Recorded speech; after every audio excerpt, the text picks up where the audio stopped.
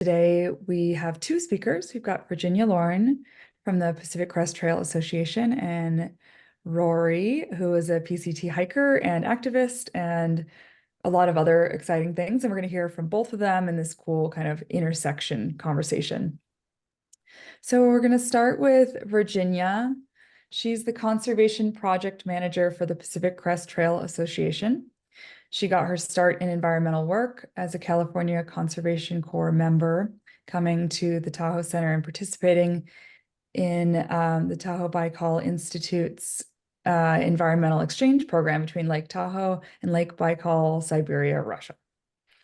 So she's got a big history in this work. She was in the AmeriCorps first cohort and interned at the California Tahoe Conservancy and then worked on the Upper Truckee River and Wetland Restoration Project through UC Davis's Center for Watershed Sciences, and then became a staff member at the Conservancy and worked for the Public Access and Recreation and Acquisition and Marketable Rights Program.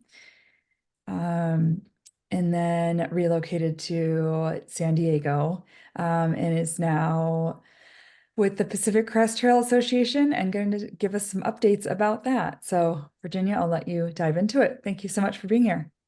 Thank you very much. And I'm gonna, knowing that the time is a little bit compressed, I'll try to give as much information as possible, and hopefully it will work. And any questions you have, I would sure appreciate them. So yes, so I am, as Leah mentioned, with the Pacific Crest Trail Association, and the great thing about the Pacific Crest Trail, it's actually a national scenic trail, and along with the Appalachian Trail, in 1968 was designated like the first two national scenic trails through the National Trails System Act in 1968. And the purpose was really to maximize the outdoor recreation potential, of a trail that crosses 3 states. And the really wonderful thing about the act is that it's not just a recreational trail, but it also considered the conservation and enjoyment of scenic, historic, cultural, natural qualities along the trail. So in fact, it really created a conservation organization as well, which is what we do in our land conservation or land protection program. And the trail itself is administered by the Forest Service, primarily as a footpath and a horseback riding trail. So there's no motorized vehicles, on this trail. This is the Pacific Crest Trail Association. We're a nonprofit, and we're the primary partner of federal agencies and the California state parks in managing and maintaining the trail. And right now we've got about 37 full-time staff and a dozen part-time and seasonal staff. 6 of the staff folks are field reps, and those are people that are on the ground and live in the communities along the trail. There are 6 of them, so we've got 6 sections, and roughly cover 400 to 600 miles, and are mainly responsible for maintaining and coordinating partnership activities, maintenance, planning on the trail. So I wanted to give you a little update about what's going on the trail, and basically the news from last year. It was very snowy, and one of the, I think as a result of that and some of the things that have happened in the past, the educational priorities for this year and in the future are having to do with snow safety, water safety, sort of knowing how much water to carry and where to find it.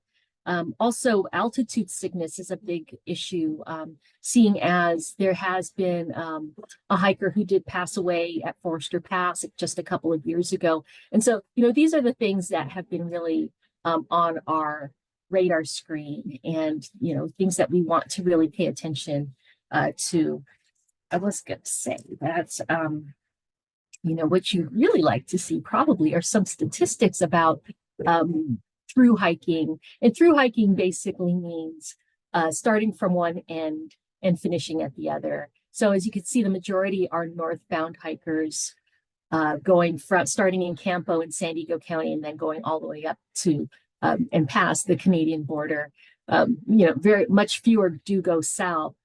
And what you see for through ride, those are equestrians. So, and these sectional hikes are, maybe someone doesn't go all the way through. They actually plan their hike of the entire trail in little bits, which are not little bits. They're usually several hundred miles in one go. And you can kind of see what our numbers are in terms of permits issued. And this year, all 4,200 northbound permits were issued.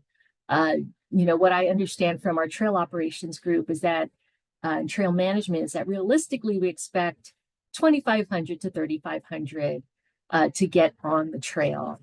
And that's northbound, about 300 to 500 going southbound, and about 1,000 long distance section hikers in the high Sierras. So, and the great news for this year is that the first northbound hikers have already entered the Sierras and have passed Forester Pass. So it's kind of neat. And one thing you might notice here too is just the trend of increased hikers after the movie. Now, of course, like completely the Reese Witherspoon movie hit the big screen, I think in maybe 2014, and you can see how exponentially the increase in hikers has happened here. So as you can imagine, a lot of work goes into caring for the trail, and a lot of people, including volunteers, staff, partners, are involved in the planning and on the ground work to make the experience as high quality as possible. The staff who help to spearhead this work are our field reps, as I mentioned earlier, for the six sections. Connor Swift is our field rep for the Northern Sierras, and he's given me some information to share with you about the work that they're planning and doing. So you can, in terms of wildfire restoration management, there's a lot of work happening in the Plumas and Lassen National Forests. Their goal is to protect the PCT and develop projects that have certain treatment methods, prescribed fire, hand thinning, really aimed at reducing impacts to the viewshed of the trail, and also any impacts or obstacles on the trail itself. So really a lot of their work has to do with maintaining or improving forest health and preventing catastrophic wildfire. And some of the other management activities that they are planning are typically around new trail, making sure uses don't conflict. So, there might be some motorized use designation and restrictions, private timber harvesting plans, things that they comment on, and try to keep abreast of what's happening, that might affect the trail. In terms of trail maintenance in the Northern Sierras, we've got this Parham's Point Trail redesignation project. And so that's up to 13 miles in the Hat Creek Ranger District. So that's Lassen National Forest. And this is really like a multiple year project, like 5 to 10 years. And it's mainly to increase, the views, or maybe not to increase, but to improve the views, better scenery, the separation of motorized vehicles, making sure that water sources are, available, and that the trail basically stays higher in elevation. And then, of course, there are a number of wildfire repair and recovery projects in both Plumas and Lassen National Forests. One thing that we really thought was useful to this group are the volunteer opportunities that allow the public to come in and have a hand in, protecting the trail. So these are, just a number of ones that are planned.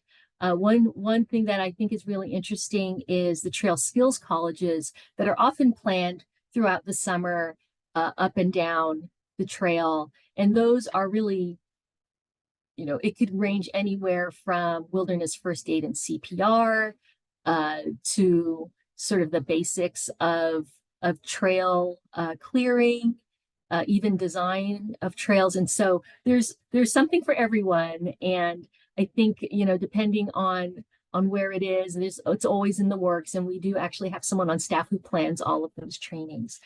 Let me see. So in the Southern Sierra, our field representative is Alyssa Brush, and she has just come on in December.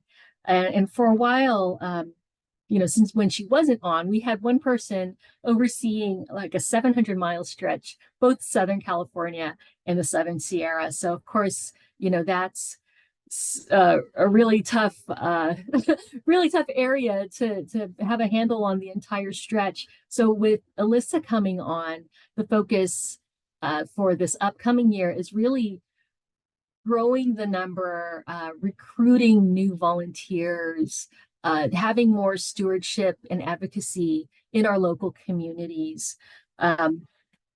That's one of the things that we're doing, trying to increase the number of trainings that are happening, trying to have programs with affinity groups, some diversity training, and tools to have people of all different types of diversity who want to get outdoors and into conservation, and just trying to minimize those barriers. One other interesting thing that we have on this trail are crest runners, who are staff people who are on the trail. They're going to be up in Kennedy Meadows later this summer, but they basically talk to people at the trailheads. They collect visitor data, and they try to educate people on leave no trace, and kind of make sure that people are really ready for the conditions that they're going to face. So it's kind of on-site education, which is really great. In terms of trail maintenance and reconstruction, there are a couple bridges that along the couple of forks on the San Joaquin River that have been blown out.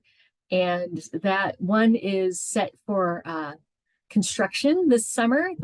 I believe it's the one on the South Fork. And the Middle Fork, right now they're planning on diverting the trail so that you don't actually have to get to that point where you have to cross the bridge and there's no bridge. But it still remains to be seen when that Middle Fork bridge will be reconstructed. So I just wanted to share this with you. This is what the bridges look like, which is, you certainly don't want you to cross them. There's also, I forgot to mention, the American Conservation Experience crews that are going to be tackling deferred maintenance all across the PCT. So that's another form. So we always have volunteers, we have crews out. Each section has its own peak season depending on the weather. A lot happening on the trail. So I was going to say, so in terms of volunteer opportunities in the Southern Sierra, there's the Reds Meadow Valley, and all of this is coming up. And what Alyssa had told me was these projects will be rolling on our website, and you can get on our website at pcta.org and sign up for you can see what's happening as the dates come up, and you can also get some sign up for notifications for volunteer work. So you can see we've got some projects. For instance, that Reds Meadow Valley is creating a detour around another bridge lost, and the Tehachapi area has some drainage issues that they're going to address. And, one of the things that they're planning to do is really increase their presence in those areas where we haven't had a lot of maintenance happening. Not a lot of, presence where, fewer crews have been out there. So that's one of the aims that we have here. And we anticipate both Trail Skills College coming down to the Southern Sierras and also crews in the national parks in the next couple of years. And the other thing she wanted me to share is that she'll actually be in Fresno at the River Park Farmers Market to celebrate the 60th anniversary of the Wilderness Act. So, we're a little bit everywhere. So, that's what's happening in the Sierras. So we just wanted to make sure, knowing that our audience is interested in the Sierras, that we give you sort of a report of what's been happening. I also just wanted to tell you, as the conservation project manager, that the Pacific Crest Trail Association has a land protection program. And, it being a trail that goes up through 3 states, you can see, so many wilderness areas, national forests. We're really a corridor that connects protected areas, and a lot of the private property that we identify along the corridor, which we identify as half a mile on either side of the trail tread. There's quite a bit of private property still there that is subject to development. I mean, it's happening now. People still build houses along next to the PCT. There are, potential for logging that might not be compatible, things like that. And, truthfully, our land protection program not only helps conserve the view shed of the trail when you're on it, but also, like I mentioned, is a corridor that we think would be, essential for maintaining biodiversity, as well as adaptation for climate change. As the climate changes, we're trying to make sure that these connections are still there for our critters and our people and our plants and animals. So. And so since we've really been doing this in earnest, we've had quite a bit of success, as you can see. And these are tallies that incorporate the success of our partners as well, because of course, a lot of land trusts work geographically in these, similar spaces and overlapping spaces, and where they can have success, it really just spells, all the more protection that is happening for the PCT overall. I did want to mention one project in Kern County, and we call it the Paiute Mountains property. And it was a property, that we closed just a couple of years ago, and it's really, it's not the huge thousands and thousands of acres, but this was a 10-acre property.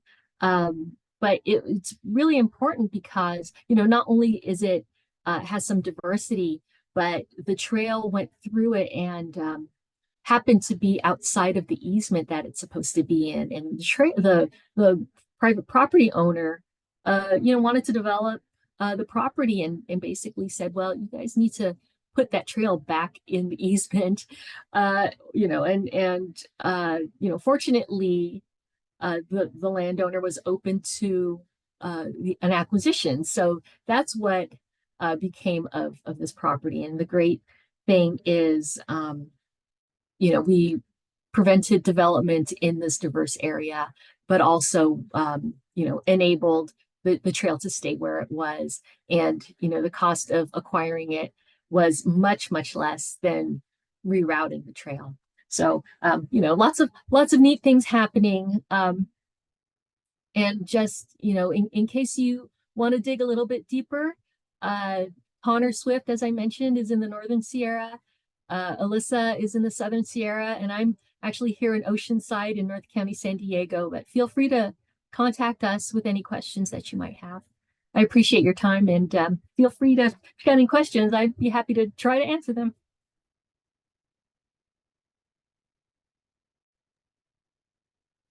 Thank you so much, Virginia. We really appreciate you being here to give that introductory update. Thank you. We've got some time to go through a few questions if anyone has anything that's coming up for you. Elizabeth, one of our staff members, is here and she says, "What incredible work." And I totally agree. Thank you. I'm going to give a few minutes for people to kind of brainstorm their own questions, and please feel free to type them into the chat. But just to give us a little lead in to Riordan's talk that's about to be hiking the actual trail, can I ask you, Virginia, do you have a favorite section of the trail that you've been on? It's almost like it's like you actually said, the thing that would really bring in the Sierra Nevada Alliance group. But I really like Desolation Wilderness, which is, right in your backyard. And it's and I actually know that there are folks that work on multiple trails that are sort of hosts at that in that section as well. But it's definitely otherworldly, and you can really feel like you're away. Um, so I admit to not getting on a lot of it, but there's no shortage of spectacular vistas, but also points where you really feel, and this is in a good way, you feel small.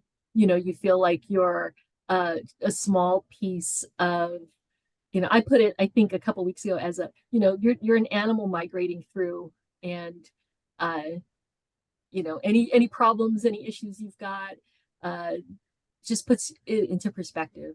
And um, what I really appreciate are folks, supporters and donors who, uh, don't even set foot on the trail, uh, but appreciate what it represents for the American West, and support us nonetheless. Absolutely. It is a wonderful opportunity to get out in wild spaces and experience feeling small. I completely agree.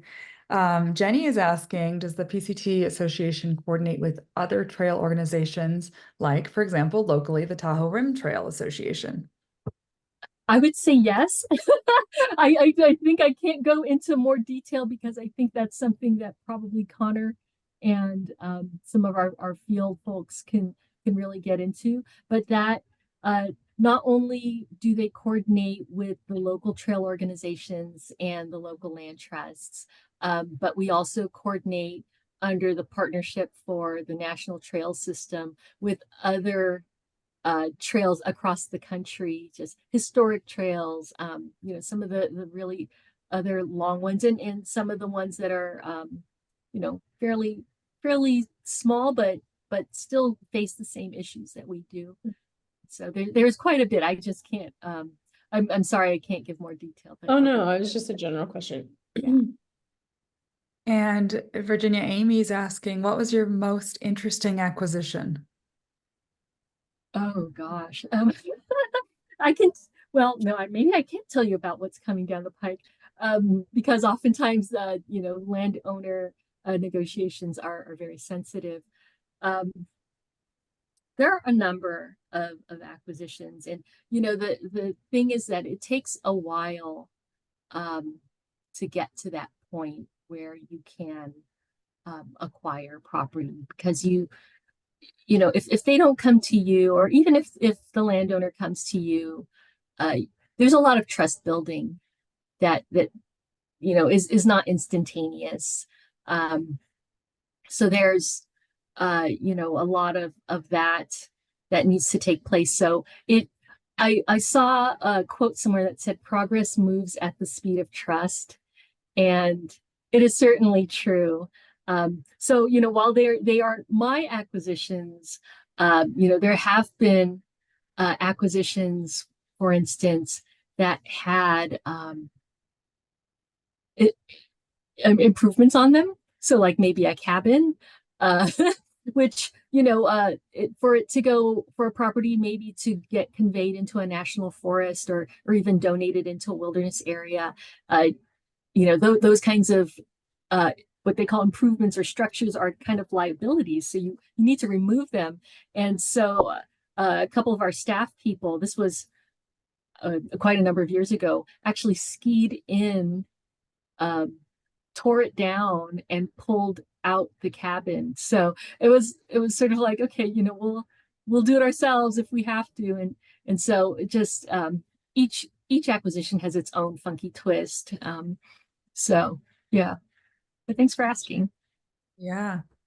Well, I'm gonna start transitioning. Thank you so much, Virginia. We're so lucky to have had you here. You're a wonderful environmental advocate, and we're so excited that you set the stage for our next speaker, who's going to be Riordan. He is planning a PCT hike starting very soon here, and I want to introduce a really exciting partnership between the Alliance and Rory. So through his work, Alchemy Lab, he creates projects to share advocacy and awareness for various nonprofits. And we're so lucky to be the first. This is going to be called Project PCT, and he'll dig into that and tell you more. But just so you know a little bit about him, he grew up in South Florida, took to the water at a young age, and spent most of his childhood collecting seashells, diving, and surfing, and later learned to drive large container ships around the world. And then things changed. And now, using his love of travel, the great outdoors, and an overwhelming urge to experience the world, he wants to inspire others to pursue their curiosity and creativity while building a community of achievers who stand for something bigger than themselves. So, Rory will give us all the details, and I'm going to make him a co-host here so he can share. And over the next few months, you can find updates about his hike on our social media, and we'll be co-blogging, and there are a couple other exciting things happening. So keep an eye out for those things. Sure. Thanks so much for the introduction there, Leah. Yeah, and also Virginia, thank you so much for that presentation. That was wonderful. And on behalf of all through hikers, I just want to say thank you to you and the rest of the PCTA for focusing so much on conservation and conserving that raw natural beauty, and also doing so much to worry about hiker safety for all of us. Like, we all appreciate that. Thank you so much. And it's always kind of difficult to follow up presentation, especially one that was so good, but I'll do my best to try and captivate everybody's attention here. Let me go ahead and share my screen. Can everybody see that? All right, I'm getting some head nods. Wonderful. And Leah and Jenny and everyone else there at the SNA, thank you so much for bringing us all together today and giving me an opportunity to talk about my story and what it is that I'm trying to do with my company, Alchemy Lab. And thank you again for being kind of like I don't want to say it, but the guinea pigs for this whole thing that we're trying to launch here. So once again, my name is Rory, and I'm going to be talking about using storytelling to build a community. Getting right into it, I'll start with telling you a little bit about myself, just because I usually don't like talking about myself, but it's relevant. It'll give you a little bit of a backstory as to how I got to where I'm at, why I'm doing this, and kind of what my plans are for the future. I'll talk about adventure storytelling from experience. I'll talk about Alchemy Lab, the company, and what my vision is for that. The power of storytelling. I'll get into details about this partnership between me, Alchemy Lab, and the Sierra Nevada Alliance. Talk about why the Pacific Crest Trail, why we're all here talking about this now. And then I'll finish up by talking about how you all can help and contribute if you so desire. So starting off with about me, Leah did a really great job of introducing me. Born and raised in South Florida. One thing that I noticed at an early age is that I really like to experience things that are kind of out of the ordinary. And I like to share those experiences with other people. So just to give you an idea of what that might have looked like, this was my high school job. I used to get paid to take people diving with dolphins in the Bahamas. I'd live on the boat for weeks, sometimes months at a time. I'd meet people from all over the world, and I would share these experiences. So that's where I learned that, one, I like to do these unusual things, and two, I like to share these stories with people around me. So that didn't really pay the bills. It wasn't a very lucrative career. So I thought I might give something else a shot, which is what I talked about as me becoming a sailor. That's me being held up in the middle there. It looks like we were all in the military. Nobody in this photo ended up joining the service. That was an option to us, but we all went the civilian route and decided to operate big hunks of metal like this, which is a very strange thing to be a 22-year-old kid. They hand you the keys to a 1,000-foot container ship and they say, go drive it to China. That's crazy. It was this thing that I really wanted to do, and I worked for a long time, years, getting to that point, and I spent tens of thousands of dollars. But I found when I got out there, I wasn't happy, and I wasn't exactly sure why. So at 22 years old, I had this midlife crisis. I quit my job and sort of fell into this position as this outdoor adventure tour guide, where this company would send me to a foreign country I'd never been to before. And then they would call me and say, okay, there's 25 people showing up at the airport tomorrow. Here's the credit card. You're taking them on vacation. Meanwhile, I didn't speak the language. I didn't know anything about the local culture or the landscape that I was taking them through for the next week. It was some of the most fun I've ever had in my life. I got to meet incredible people from around the world, and not just meet them, but work with them. So different cultures, different backgrounds, everything like that, and learning how to mesh and work in that sort of environment. That was a lot of fun. Wasn't very lucrative, right? But I already found out that I wasn't necessarily money driven. I was having a ton of fun, but something was still missing, right? I'm this sad little kitty cat trying to figure out like, what do I want? So I had another midlife crisis, and I did what anyone would do. I bought a bicycle off of Facebook Marketplace, and then I decided I'm going to ride that bicycle from West Palm Beach, Florida, where I live, all the way to San Diego. The only reason why I did it was because I wanted to. I wanted to document this whole process, and I wanted to share it with people around me. I didn't know what I was doing. Turns out Facebook Marketplace isn't really a great place to buy a bicycle, especially one that you're going to load up with 60 pounds of gear and then ride for 3,000 miles. I kept running into different setbacks, different hurdles, a lot of them mechanical. My bike was breaking down all the time. I turned into a great bike mechanic, but also physical, mental, emotional, environmental hurdles. This picture doesn't do it justice, but here I'm riding into 30-mile-an-hour wind, which if you've ever ridden a bike like that before, you are almost tipping over because you're going so slow. And I had to deal with that from Austin, Texas to Phoenix, Arizona, which is about 1,000 miles. But I loved it. And basically how I was filming with this thing, I had my iPhone, I would prop it up on a rock. I'd go jump on my bike, I'd ride through the frame, and then I'd set my bike down, go grab the phone, and then I'd continue riding. And I did that this entire route. I was sleeping on the ground. Sometimes I'd get a hotel room. It's just this whole adventure that I didn't necessarily know what or why I was doing it, but all I knew is that I just wanted to share it with people. So I love this photo. I've got this big smile on my face. The tip of my fingers there, you can see just the faint outline of a mountain range. I'm smiling so much because that's my last climb before it would literally be all downhill to San Diego. So I'm about a 2 days ride away from meeting my goal, riding 3,000 miles across the country, and I just can't contain my excitement. So I get home, I make this short little film with all my footage that I captured with my iPhone, posted it to YouTube. I had done this a lot of times before and never really got more than like a dozen views on any sort of video. But this one actually did pretty well. I got almost 20,000 views, which is great, but I cared a lot more about the feedback. People started commenting, hundreds of people that I had never met before, saying things like mad respect or bravo for heeding the call, well done, right? This is all things that like kind of boost your ego. But then someone commented this. They said, saying yes to crazy ideas is my new resolution. And in that original film, I talked about saying yes to crazy ideas. So it's basically someone saying like, that's cool what you did. I want to start doing that. Here's someone saying that you're inspiring. I couldn't believe this feedback. And I wasn't sure exactly why I was getting it. So after reflecting on it, I realized it's because one, it was something I was passionate about. I genuinely wanted to ride a bicycle across the country. That's all I could explain. Even though nobody else really understood it, I knew it. It was relatable in the sense that everybody knows what it's like to ride a bike. So the idea of riding it across the country, it's not necessarily fathomable, but people can appreciate the difficulty there. It's inspirational for that reason. And also it's metaphorical, right? Anybody, even if you don't come from a background where you're a cyclist, you can sit there and enjoy the production, the film, because you can relate it to your own struggles, right? And I realized after reflecting on this whole process that the thing that I was missing out on all those years was this thing called fulfillment. This video, like this feedback that I got, it made me happy.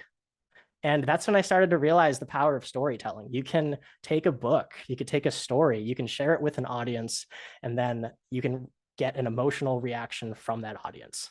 But there's more to it than that, right? You can take this story, share it with an audience, get this emotional response, and then people are starting to say, wait a minute, there's more to that. I kind of want to join that community. And then you can then influence that community, not forcing it upon them, but they're joining because they want to. And then you could say, hey, this is why I'm doing it. And you can see where this is kind of starting to go.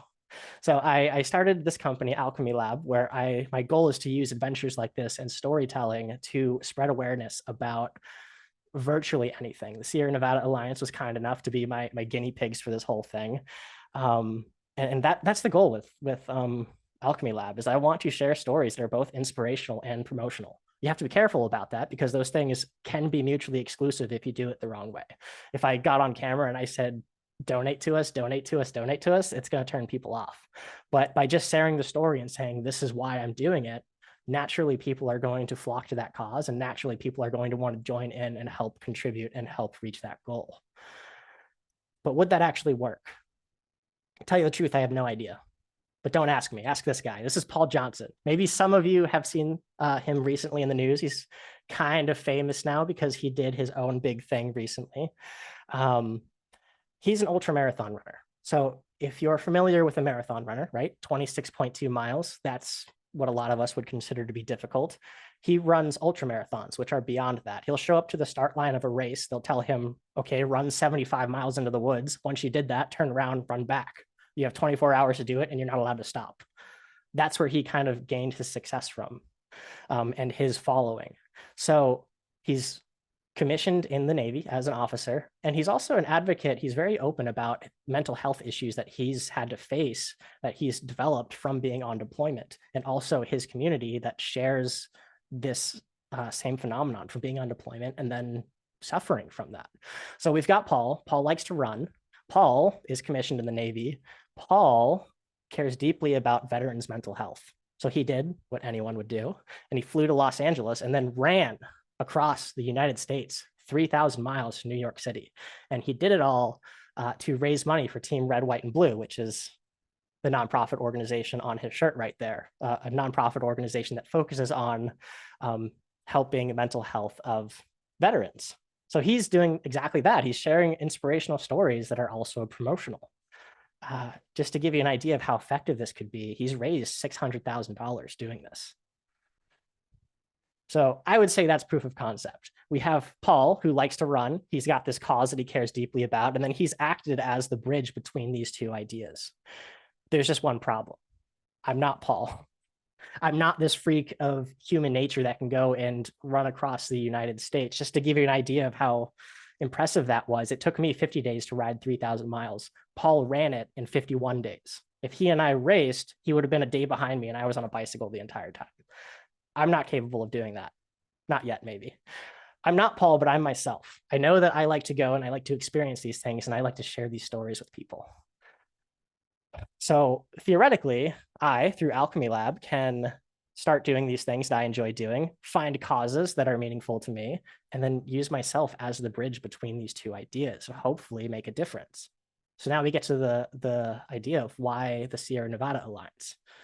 Well, I've been outdoors my entire life, and I've only ever taken from that resource, right? I spent a lot of time in the water. I've spent a little bit of time sort of in the mountains, hiking, backpacking, things like that.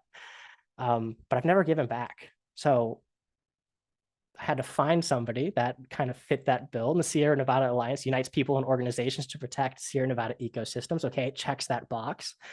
So now it begs the question, what's the story? And I think you all can see where this is going. The story is the Pacific Crest Trail, because it's something I'm passionate about. I've wanted to do this for a very long time. It's relatable, right? Not everyone knows what it's like to hike 2,600 miles, but everyone knows what it's like to hike 1 mile. And you can see the parallels here. It's inspirational, it's metaphorical, overcoming obstacles.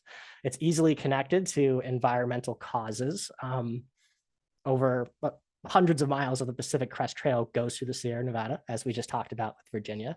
And also it's really popular worldwide. There's hundreds of thousands, if not millions of people that know about the PCT and want to hike it, but it's a huge commitment and most people aren't able to make that commitment. So they're looking to consume media to see what it's like to hike the trail without actually hiking the trail. That's where I come into play. So we're going to tell this story, and we're going to tell it in 3 different ways. As mentioned, I've got a blog. I've already documented my bike trip. There's a lot of stories in there that aren't featured in my short film. So if you haven't gone and checked that out, I'd recommend it. Maybe you find something you like. And when I'm on the trail, I'm going to post weekly blog updates, talk about things like how far did I hike? What did I see? What did I eat? Where did I sleep?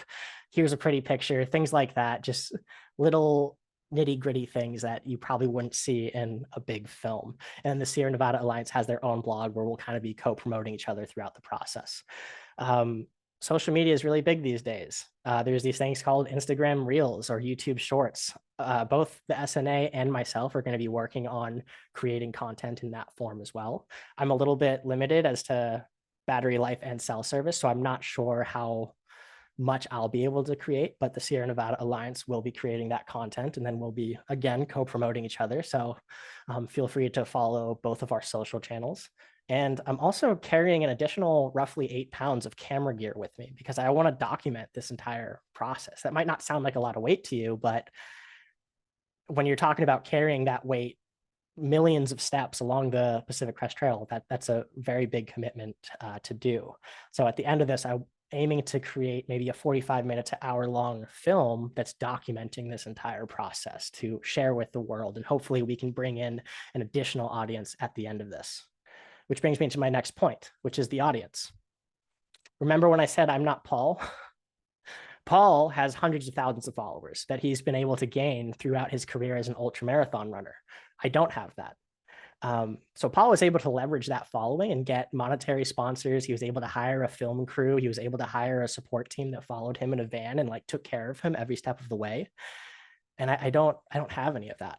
So we had to get a little bit creative. After the Sierra Nevada Alliance partnered with me, they said, go ahead and talk to different brands and try and use this partnership to leverage yourself. So I was able to find a few, and I said, hey, I'm doing this thing for this cause. This is what I'm doing. I need some gear. Are you guys interested? So CTUG, they create backpacks for this exact purpose, for long distance hiking. Outdoor Vitals creates apparel for hiking. Fractal creates headgear that is, based around sun protection. I reached out to them, said, this is what I'm doing. Are you interested? And they said, yeah, tell you what, we'll send you some gear. You're creating all of this media for us. If you send us some content, we'll post it and we'll give you credit. We'll send some of our audience to you. And then I can then share that audience to the GoFundMe that I can talk about in just a minute here, our different social networks, and of course, the Sierra Nevada Alliance. So by acting as sort of the middleman between these brands, we're really getting some traction here. And we're cross-promoting everybody. It's kind of like a win-win-win-win-win, right? As far as how big that audience is, right now, between these 3 different brands, it's looking at about 100,000 people, which I don't know how that's going to translate into people who come and donate to our fundraiser. I don't know how that's going to translate into people that come and follow Alchemy Lab and the Sierra Nevada Alliance. But I do know it's a really good place to start because these are people who are following outdoor brands. These are people that are in this community already. So if there's any group of people that would like to become a part of what it is we're doing, it's these people. So that's what we're trying to do there. As far as the objective of this partnership, right? Project PCT, there's 3 main things that I'm trying to do. 1, I want to help the Sierra Nevada Alliance grow as big as possible. You've seen the strategy that I'm using to do that. And then of course, they're helping me out as well. We're helping each other in this partnership. I also want to grow Alchemy Lab because the bigger I'm able to get, the more influence I have, the more reach I have, the bigger the projects are that I can work on in the future. Maybe I can even start to outsource a little bit to where I'm working on multiple projects at the same time. And as far as that fundraiser, that GoFundMe, the goal is the goal is $10,000. But I want to emphasize that that's not a target, it's a goal. So there really is no ceiling to this GoFundMe. We're not just going to stop after $10,000. Really, it's going to be let's see how high we can get. I'm fairly confident that we can reach that number because I've only shared this with just a few people within my network already. And we're already looking at about $1,600 between the very generous donations that we've received just by sharing the story and saying, this is what I'm doing. Would you like to contribute? So before we've even started hiking, before we started creating any of this media, we're already past 15% of the way there, which to me blows my mind. So let's see how high we can get. Anyone can help, really. It's really easy. One of the best ways to do it is word of mouth. That's been kind of a big player in virality for centuries. It's still a big player today. Just talk about this with your community if it's something that does interest you. Share it on social media. That helps us out tremendously because if you share just one of our posts, now it goes beyond our reach and it goes to your entire audience as well. And if one person from that audience shares, goes to their audience and so on and so forth, you could see how something like this could really go viral. I'm not going to ask anybody to donate, but any sort of contribution that you would like to make, it helps us out tremendously. And both the Sierra Nevada Alliance and myself would be extremely grateful for anything that you'd be willing to do. And lastly, just one final note is Alchemy Lab is about helping nonprofit organizations grow, but it's also about inspiring people to do the things that they're passionate about, because I'm a big advocate for that. I feel great when I go and do things like this. It doesn't need to be crazy. Maybe you're really big into arts and crafts. Do those things and share that with others, and you'll find that it's pretty contagious. It's infectious. You share the things that you're passionate about, and people will naturally be like, oh, that's really cool. And they'll start pursuing the things that they're passionate about, and so on and so forth. That's really all that I had prepared for you all today.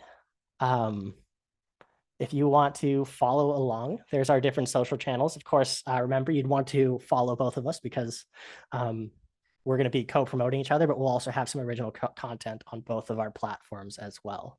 And now I can open it up to any questions if anyone has any. Thank you, Rory. That was an awesome presentation. I really appreciate it. Thank you. We are obviously just so grateful to have Rory want to partner with us and to kind of be the guinea pig for the first Alchemy Lab project, like he said. And please feel free to type any questions into the chat. I'd like to start with a question to kind of link the two of you together. And this question is actually for Virginia. After spending so much time protecting, promoting, and just working on this trail system, how does it feel to have one of your hikers now want to do sort of an environmental conservation project based on his experience on the trail? I think it's what we dream of. is that because oftentimes the trail user is one who promotes the trail, of course, their experience. But you know, they are often not the ones who come back to do trail work sometimes, or or to support other things that are happening in the trail world. And so this is really one of those great instances where you're taking your personal experience, but also channeling it out for people who are maybe thinking about doing the same kind of work. I'm talking about Rory, kind of making it something bigger than himself. And I think, just going back to my comment about being small, I think that's a kind of a great goal to have, is to be able to take something you're passionate about and make other people passionate about it. So it's nice to see someone coming full circle and being a greater part of the community than just a through hiker, or just a section hiker. And it's not just because it's a really big endeavor and a lot of planning, and a lot of your own investment of time and funds go into crossing those lines. So Thanks for saying all that, Virginia. That means a lot to me.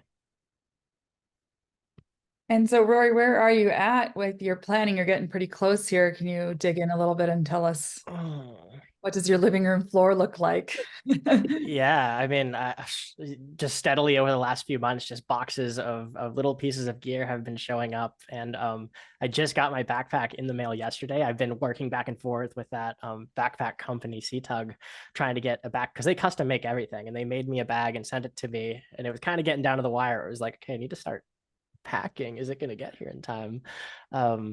Yeah, everything's scattered right now. Slowly starting to find my system as to how to pack everything away. That's a big thing about hiking the trails. Everyone has their own little way of packing their bag in the most efficient way, where you're grabbing things that you're going to use on a daily process or a daily basis. And yeah, kind of starting to read different notes about the different trail systems ahead, and then what we're looking at. And a lot of preparation, but really the best litmus test is to go and actually do it. And at least that's what I found in my past endeavors. And Jenny says, remind us, when are you hitting the trail? Yeah, so I'm leaving for San Diego on exactly 1 week from today. So on the 15th, and my actual start date with my permit is May 22nd. So I'll have about a week in San Diego with a few friends, kind of relaxing before I start the big journey north.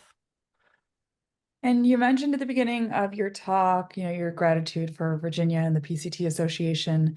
What are some of the other ways that hikers can advocate for the maintenance, respect, or even organization behind these trail systems that you're about to find yourself on? Like the bread and butter, like the thing that I find to be the most useful, because that's the thing that's sort of evolved with our society, is really just social media. Everybody has hundreds of people in their phone that they're connected to. And when you hike the PCT, that's a big endeavor, and everybody is kind of watching you do this sort of thing. So I think it's huge if you just take the time to make a few posts about that, if you are one of those people going and hiking, and share that with your individual communities, because that's a really quick way to kind of get the word out there. Mm-hmm. Yes, the power of sharing has changed since Yes. in Virginia, in the book Wild, where it's writing. Why can't I remember the name of this thing? Yes. Everybody needs to write a book. It's no longer, the 20-pound camera. Now it's just a few pounds of equipment, which is pretty amazing. And I think that the power of your media and sharing that media will do a lot of service to the trail system and the PCT Association and the Alliance as well. So we're so grateful for you to be doing this project. Yeah, thanks so much. I'm excited for it.